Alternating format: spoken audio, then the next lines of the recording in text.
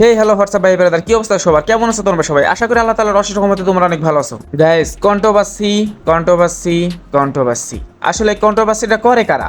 Guys, তোমরা তো কম বেশি সকলে জানো যে রাহাত ভাই আর ওবাইদুল ভাইয়ের মধ্যে একটা কন্ট্রোভার্সি শুরু হয়ে গেছে। আসলে তাদের দুজনের ঝামেলার মধ্যে এই মূল দোষটা কার সেগুলো আজকে ফাঁস করে দেওয়া হবে। ভিডিওটি এক সেকেন্ড স্কিপ না করে ফুল ভিডিওটি দেখো, তাহলে বুঝতে পারবে আসলে মূল দোষটা কার। গাইস, এখানে শুরুতেই আসি ওবাইদুল ভাইকে নিয়ে।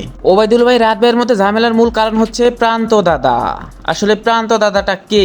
এই প্রান্ত দাদাটাকে সেটা একটু পরেই বলি। গ্যাস, ঘটনাটা মূলত একটা প্লেয়ারকে নিয়ে শুরু হয়। সে কোন স্কোয়াডে খেলবে কি না খেলবে এইটা নিয়ে তাদের দুজনের মধ্যে কন্ট্রোভার্সি একটা শুরু হয়ে যায়।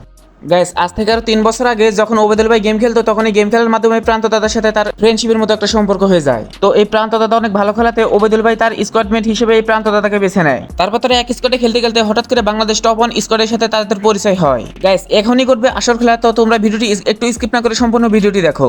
তারপরে ওবাইদুল ভাই যখন বাংলাদেশ টপ 1 স্কোয়াডের সাথে পরিচয় হয়, তখন তার স্কোয়াডমেট হিসেবে কিন্তু এই প্রান্ত দাদাও খেলতো।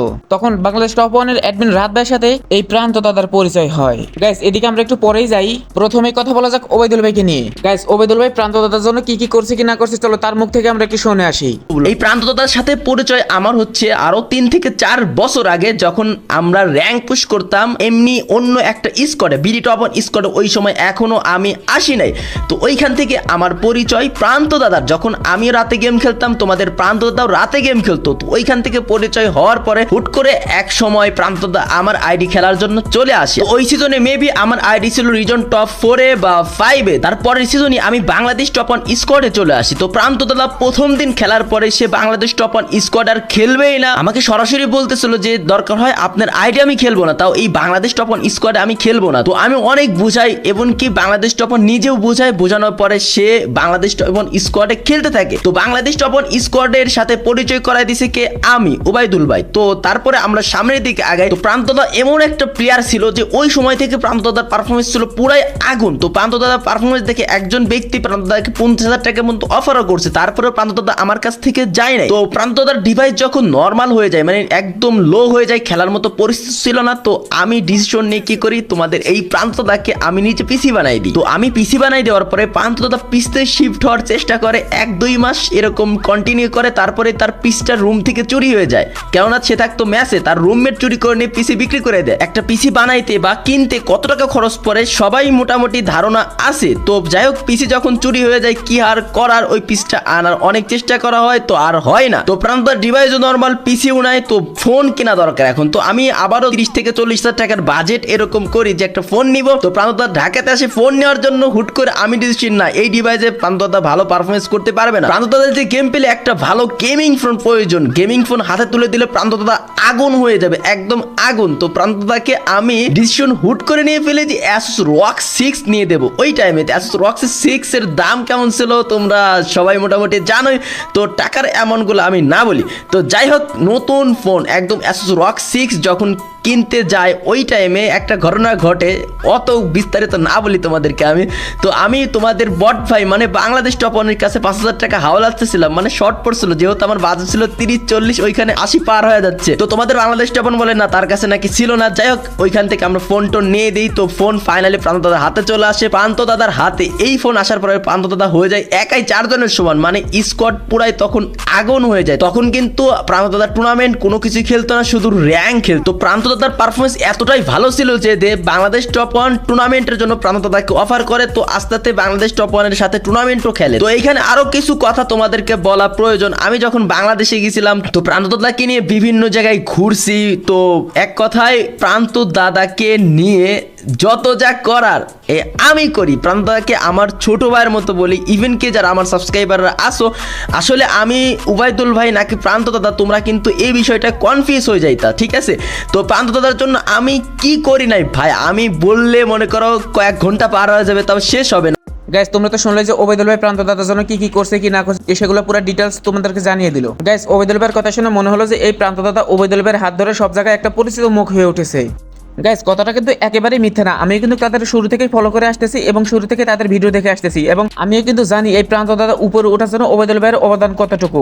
গাইস, চলো এবার আমরা রাত ভাইয়ের মুখ থেকে শুনে আসি সে কি বললো এবং এই প্রান্ত দাদাকে নিয়ে রাত ভাইয়ের অবদান কতটুকু। যাবত তৈরি করা আমাদের এই র্যাঙ্ক পুশার টিমকে টুর্নামেন্টের মধ্যে এত প্রফেশনাল ভাবে নেওয়া এবং এত উপরে নিয়ে যাওয়া, এত সাপোর্ট, এত ভালোবাসা পাওয়া নামক বাংলাদেশ টপ 1 টিম যে টিমের রাশার প্রান্তদাতা শুরু থেকেই আমাদের সাথে আসে, এবং ওবাইদুল ভাই তো নিজে কোনো গেম খেলে না, না টুর্নামেন্ট খেলে। ইদানিং তাও প্রান্তদাতা টুর্নামেন্টে একদম যখন ফুল ফোকাস করে ফেলে, তারপরে সে টুকটাক একটা কাহিনী হয় তার সাথে, এবং ওই কাহিনী হওয়ার পরে সে জিত করে নিজে পিসি বানায়, নিজে গেম টেম খেলা শুরু করে দেয়। বাট আইডি যেগুলার পজিশন হয় সবগুলো কিন্তু প্রান্তদাতাই করে দেয়। সে নয় পিসিতে দু একদিন লাইভ টাইপ করে, এইটুকুই। তাছাড়া দু একটা ভিডিও বানানোর দরকার হলে ওই ভিডিও টুকটাক বানায় ফেলে এখন। বাট আগে চ্যানেলে যে 2-2.5 লাখ সাবস্ক্রাইবার বানাইছে সব প্রান্তদাতার গেম প্লে দিয়ে। এবং এই প্রান্তদাতা কিন্তু কোনোদিন তোমাদের সামনে এসে বলে নাই যে ওবাইদুল ভাইয়ের আইডিতে আমি ভিডিও বানাই দেই এবং আমার ভিডিও ওবাইদুল ভাই ছাড়ে। তোমরা টুকটাক অনেকে যারা বুঝো, বুদ্ধিমান ছিলা, তারা জিনিসটা ধরতে পারছিলা। বাট বিষয় সেটা নয়, বিষয় হচ্ছে এইটা যে এতদিন যাবত আমাদের কম্বিনেশন, এতদিন যাবত আমাদের এত কিছু, এই অবস্থায় হঠাৎ করেই ওবাইদুল ভাই একদিন বলে ফেলে, আমার উপরে কোনো একটা জিদ করে, আমার উপরে কোনো একটা রাগ করে, সবই তোমাদের সাথে বলবো।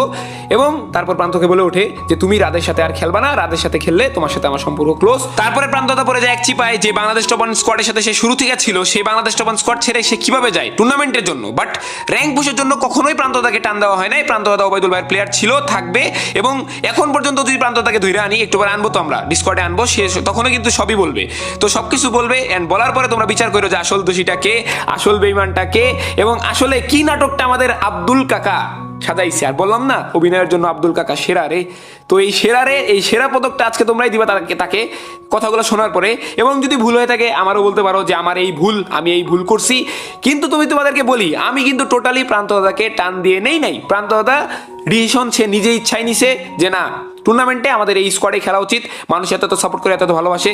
রিসেন্টলি একদিন সে টুর্নামেন্টে আমাদের স্কোয়াডে না খেলে ওবাইদুল ভাই স্কোয়াডে খেলছিল, তাই অনেক কথা টিকটকে ভিডিও যে কামব্যাক প্রান্তদাতা চলে গেলে এই টিমের আবার কি হবে, নতুন করে কে আসলে, ওরা আসলেও তো কম্বিনেশন করতে 2-3 মাস টাইম লাগবে, মানে টিমের যে আরো ডাউনফল যাবে।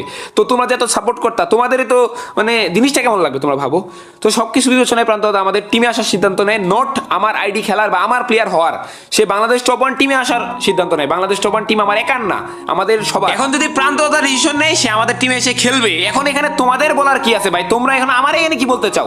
তাহলে কি তোমরা বলতে চাও যে প্রান্তদাতাকে আমরা আমাদের টিম থেকে বের করে দিব, নাকি প্রান্তদাতা এখানে কোনো 2 নাম্বারই করছে ওবাইদুল ভাইয়ের সাথে? এমন না যে প্রান্তদাতা ওবাইদুল ভাইয়ের জন্য কিছু করে না। ওবাইদুল ভাই নামটা হয়েছে, এটাই তো বানিয়ে দিয়েছে প্রান্তদাতা। এই প্রান্তদাতার গেম প্লে না থাকলে, এই প্রান্তদাতা যদি ভালো না খেলতো, এই প্রান্তদাতার গেম প্লে ভিডিওগুলো যদি ওবাইদুল ভাইয়ের চ্যানেলে আপলোড না দিতে পারতো, তাইলে কি আর এই ওবাইদুল ভাই আজকে এই পর্যন্ত যাইতে পারতো? আর প্রান্তদাতা ভালো না খেলে, প্রান্তদাতার গেম প্লে না থাকলে কি আমরা এই স্কোয়াডমেটকে আমাদের টিমে নিতাম?